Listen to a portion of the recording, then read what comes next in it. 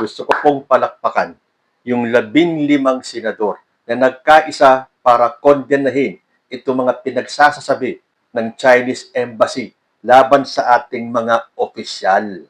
Ayon po dito sa balita, 15 senators unite, condemn Chinese Embassy remarks against Philippine officials. In their resolution, the senators condemned the Chinese Embassy for improperly criticizing Philippine officials or institutions for actions undertaken in the performance of their official duties. 15 senators from both the majority and minority blocs have united behind a resolution condemning officials of the Chinese Embassy for castigating Philippine officials over the West Philippine Sea issue. Aba patindi naman pala itong Chinese Embassy na to.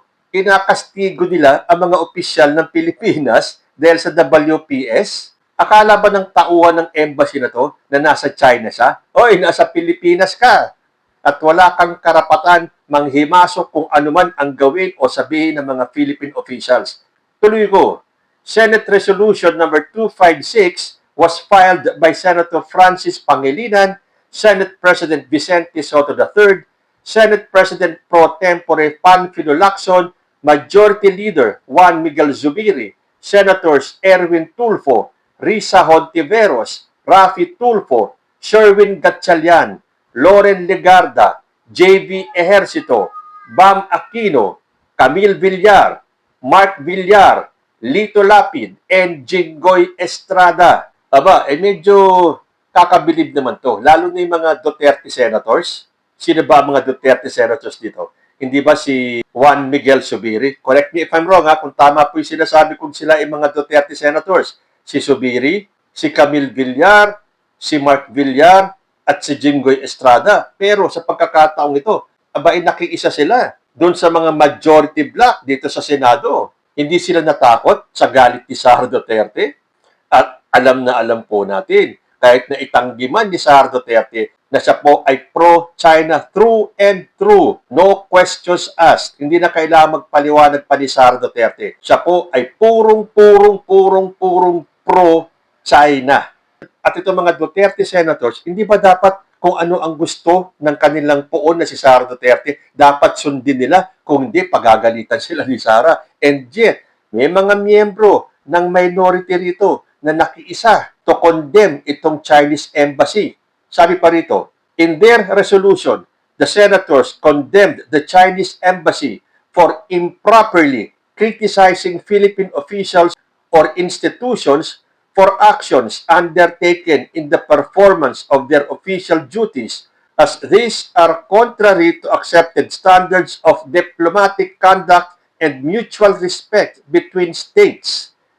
The senators, tandaan niyo po ito kung sino-sino itong mga to the senators who did not sign the resolutions were all from the minority bloc. Minority Leader Alan Peter Cayetano, Deputy Minority Leaders Rodante Marcoleta and Joel Villanueva, Francis Escudero, Amy Marcos, Ronald De La Rosa, Robin Padilla, and Bongo. Pero may nahalo po sa kanilang isa from the majority. Yan po si Pia Cayetano, who also did not sign the resolution. Last week, the Department of Asian Affairs of Beijing's Foreign Ministry summoned Philippine Ambassador Jaime Flor Cruz to express displeasure over statements of Philippine Coast Guard's for WPS issues Commodore J. Tariela. Also chastised by Beijing were Pangilinan, Mamamayang Liberal Party List Representative Laila de Lima, Philippine Navy spokesman Rear Admiral Roy Vincent Trinidad, and the National Maritime Council. During the Senate session on Monday, January 26, Hontiveros delivered a privileged speech condemning the Chinese embassy and reminding it that foreign missions are guests, not arbiters of our democracy. We are in the Philippines, not China. This is the Philippines and we are in a democracy. Sabi po yan ni Hontiveros. Responding to Hontiveros' speech, Tulfo also lambasted the Chinese embassy and warned If you do not like how democracy works in this country, then you are free to leave the Philippines. Get the out. Government officials have the full backing of President Marcos in defending the country's rights and interests in the face of Beijing's castigating them for speaking out on West Philippine Sea issues. Sabi po yan ng Malacanang. Sabi ni Presidential Communications Undersecretary Claire Castro, whenever government agencies, heads of agencies act in accordance with the law and with our advocacy to defend the rights and interests of the country, then they have the support of the President. Inulit ni Undersecretary Claire Castro that the President had made it clear that he would not surrender even an inch of Philippine territory. So whatever our agencies are doing to fight for the interests of our country, that is what the President wants and that's also what he has ordered. So, kitang-kita na po natin kung sino talaga yung purong pro-China. Dahil ilan po sa kanila ay pumirma dun sa resolution condemning itong ginawa ng Chinese Embassy sa ating mga Philippine officials. Pero pinagtanggol po yan ni Robin Padilla at ni Rodante Marcoleta. Sabi ni Rodante Marcoleta, may malaki po sigurong mga dapat pag-usapan at napakalaki ng China, napakayaman ng ekonomiya ng bansa na pwede po natin sigurong maging kakampi sa mga darating pong mga panahon. Ang ibig sabihin ba ni Rodante Marcoleta, kapag tayo ay nakipagkaibigan sa China, yayaman din tayo? Lalaki din tayong bansa tulad ng China? Natandaan ko isang nabasa ko galing sa isang DDS. Sabi niya, galit na galit daw tayo sa China. Pero dito sa Pilipinas, bili pa rin naman tayo ng bili ng mga produkto ng China. Sagutin pa naman siya ng isang pro-BBM. Magkalayo po yung issue na yon. Anong kinalaman ng mga negosyante rito sa Pilipinas na mga incheck na gusto lang kumita? Ang layo naman ng issue. Tayo ay binobomba na dyan sa West Philippine Sea. Natural magagalit tayo. Pero anong kasalanan ng mga negosyante rito? Yung mga incheck na gusto lang magtrabaho. Iba po yun. Okay? Malayong-malayo po yung issue na yon.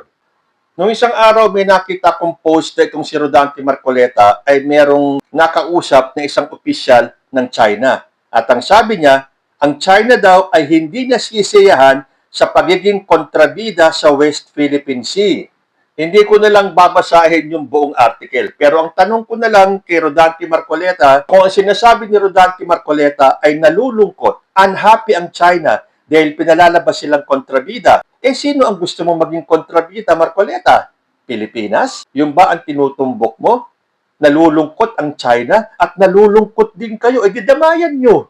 Kayo magsama-sama. At syempre, kung andyan ang tagapagtanggol nilang si Marcoleta, malalayo ba naman si Robin Padilla? Dinipensahan ni Robin Padilla ang Chinese Embassy sa kanilang kritisismo sa ating mga Philippine officials. Ano ba naman ang aasahan natin kay Marcoleta, kay Robin Padilla, at dito sa mga ibang hindi pumirma niyan? Wala man silang nasabi, pero the mere fact na hindi sila pumirma, sila po ay 1,000% na pro-China. Ay ni Marcos, ano bang aasahan mo dyan? Bongo? Bato de la Rosa?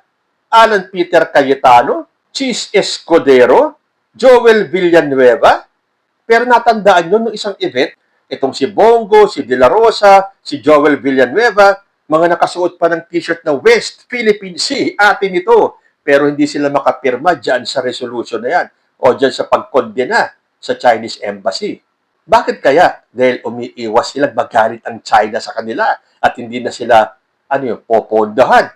Sabi pa ni Robin Padilla, pag nambastos ka, babastusin ka rin talaga. Wala po tayong magagawa sapagkat duty ng kahit na sino na ipagtanggol ang kanilang Pangulo. Ang ibig sabihin kasi ni Robin Padilla, binastos daw ni Commodore J. Tariela ang presidente ng China na si Xi Jinping. So, porke binastos ni Tariela, ayon yan kay Robin Padilla, na binastos ni Tariela itong presidente nilang si Xi Jinping, mababastos din tayo. Ikaw, Robin, ano ang masasabi mo sa ginagawa ng China pambubuli sa atin? Pagwawater cannon sa atin?